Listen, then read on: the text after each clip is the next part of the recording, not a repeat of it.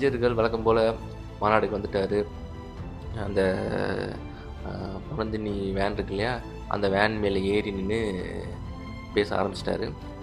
அதுக்கு முன்னாடி பில்டப்கள் கொடுப்பதற்கு 2 பேர் 3 பேர் வந்து விஜய் பற்றி பில்டப்களை அள்ளி தெளித்து விட்டு போனதுக்கப்புறம் விஜய் வருவார்.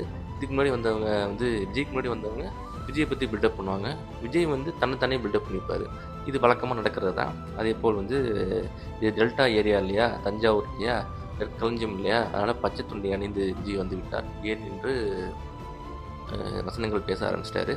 வழக்கம் போல் அந்த இன்னிசை பாடி வரும் அப்படிங்கிற மாதிரி எல்லாரும் அந்த மியூசிக்கு அந்த இது பண்ணுவாங்க இல்லையா, அப்போ வந்து எவ்வளோ பெரிய ஒரு பேட் மாதிரி வச்சுக்கிட்டு ஒயிட் ஷீட் வச்சுட்டு பாடுவாங்களே, அது மாதிரி பேட் எடுத்து வச்சுட்டு ஒயிட் ஷீட்லாம் எடுத்து வச்சுட்டு ரெடியாக இருந்துட்டாங்க.